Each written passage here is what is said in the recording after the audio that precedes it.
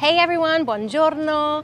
Welcome to the Piazza dei Miracoli, the Square of Miracles, the worldly famous home of the Leaning Tower of Pisa. I wanted to take you guys here because it's one of my favorite spots to visit in Pisa. So let's check it out.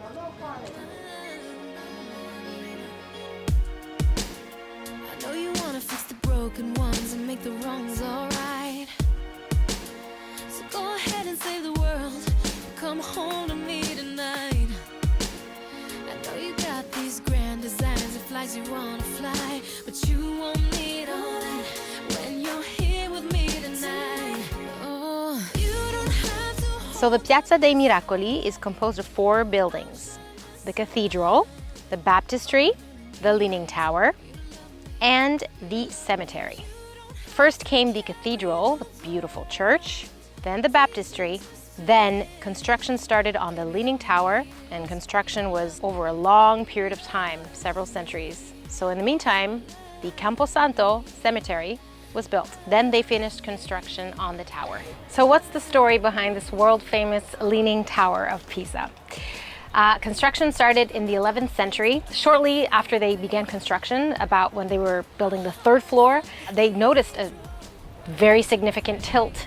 It was crooked and leaning because of unstable soil, unstable foundation. So they tried to fix it. Over the centuries, they tried many methods. They tried putting counterweights temporarily. They tried building some of the top floors taller so that eventually there's like a slight curve in the building, in the tower. So if you look at it from a certain angle, it actually looks like a banana. It's shaped like a banana. It's very subtle, and unfortunately, you can't really see it on the photograph.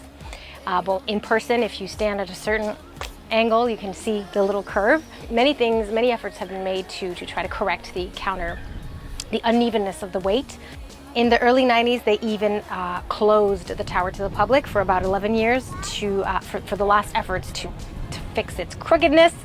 And it used to be crooked. It used to lean at a 5-degree angle, and now it's only 4 degrees, so there has been progress. And now, since 2001, the tower has reopened to the public. People go visit, people can climb up top. And fun fact, if you draw a straight line from the top floor straight down, the gap between the base of the tower and that line is 4 meters. Pretty big gap.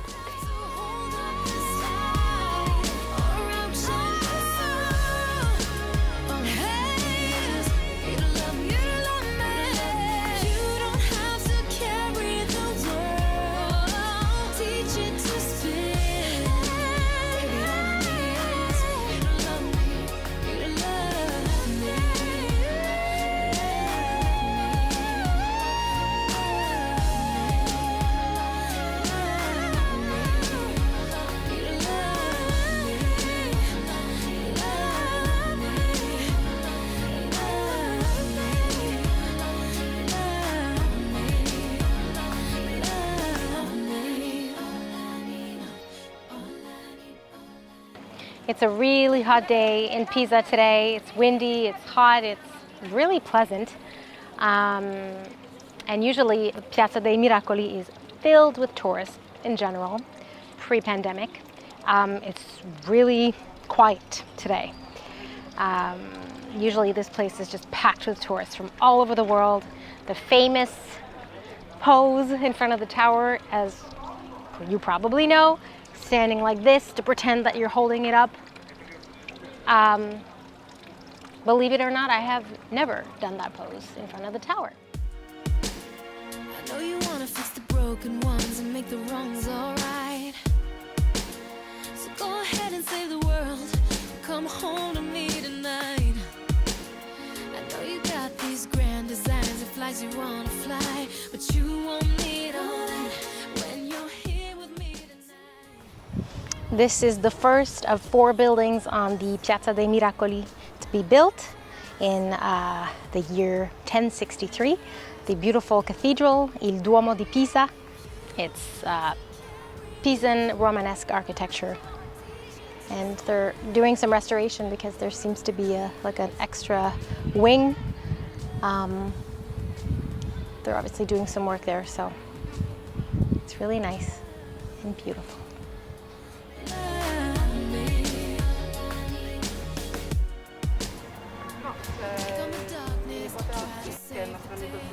scusate, parlate italiano? Sì, sì. Ok. Ciao. Ciao. Come ti chiami? Emanuele. Emanuele, sono Eva e sto facendo un giro, un piccolo vlog e mi domandavo, ho sempre sentito questa storia dei buchi sul muro della chiesa e mi domandavo se tu puoi spiegarmi un pochino questa cosa. Va bene, praticamente si dice che durante la costruzione della chiesa praticamente il diavolo uscì proprio in questa zona per cercare di non far costruire la chiesa. Oh wow. E praticamente quando uscì fuori con l'unghia fece tutti questi buchi sopra il muro, così da segnare come se la chiesa non andasse costruita per lui. Poi si dice che arrivò il cardinale e lo rimandò, diciamo, negli inferi e si dice che contando dal basso verso l'alto, dall'alto verso il basso, se torna allo stesso numero allora vuol dire che porta fortuna. Porta fortuna, ah ok, è qualcosa di fortuna. Oh, ok, è una buona cosa da sapere. Grazie Emanuele, grazie mille.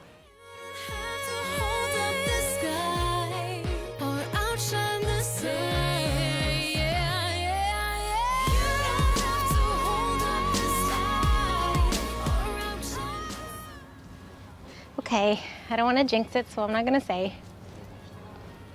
You guys have to come here to do it yourself. Did it match? Yes. No. So Pisa is a city that stands on a pretty unstable foundation of soil, which is why there are more than one building that are crooked. We have the tower, of course, which is the most famous one.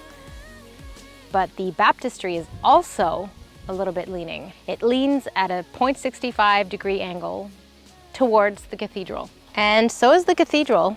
It's slightly crooked, so they're leaning towards each other.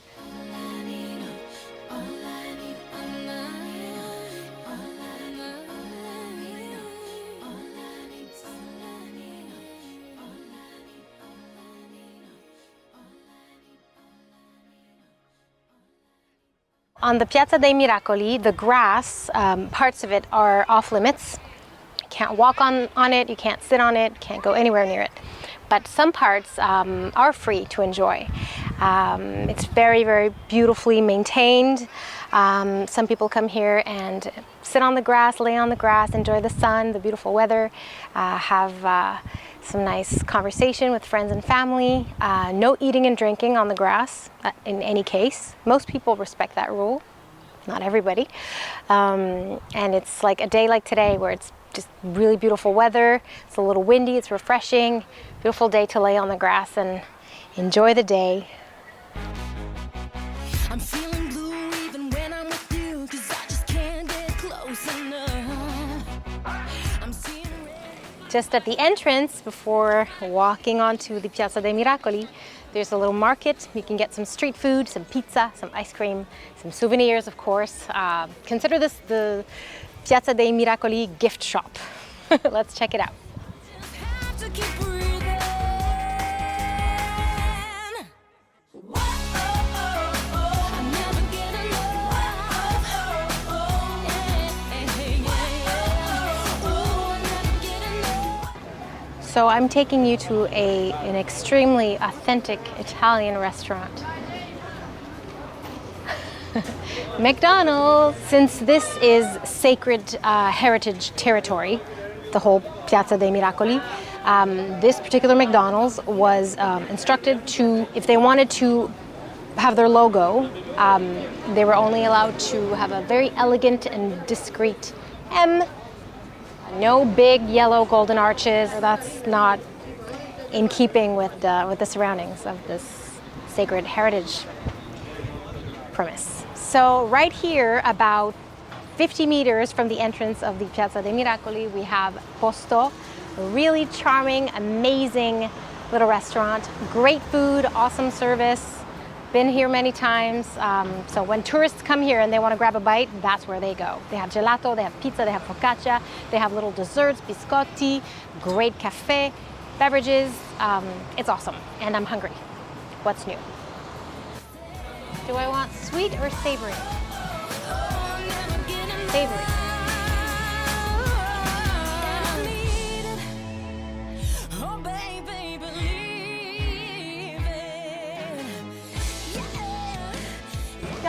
Salve, ciao. Non avete la focaccia, quella senza niente, solo rosmarino? No. È finita? Ok. E questo che tipo di formaggio? 4 formaggi. Oh wow.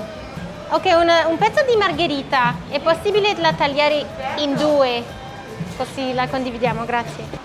I'm gonna have a pizza of margherita pizza, which is just pizza dough, light and fluffy and delicious. Pomodoro sauce, a little fillet of olive oil, mozzarella, and a little basil leaf. Simplicity at its finest. At its finest.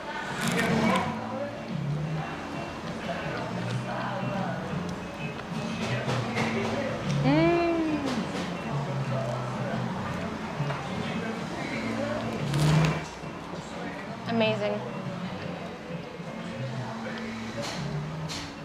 Something so simple being so decadent. It's quite different than North American pizza, where we have cheese and chicken and veggies and more cheese and more chicken and bacon and stuffed crust. This is where it's at. Thanks for checking out the Piazza dei Miracoli with me. I hope you enjoyed. It's a bit cloudy today, so the view from the top of the tower would not have been great, but I will take you to the top of the tower next time, I promise. If you enjoyed this video and the first one I made, and you know, if you can live a bit vicariously through me and my travels through Italy, feel free to subscribe and to share, and stay tuned for the next video. Bye for now.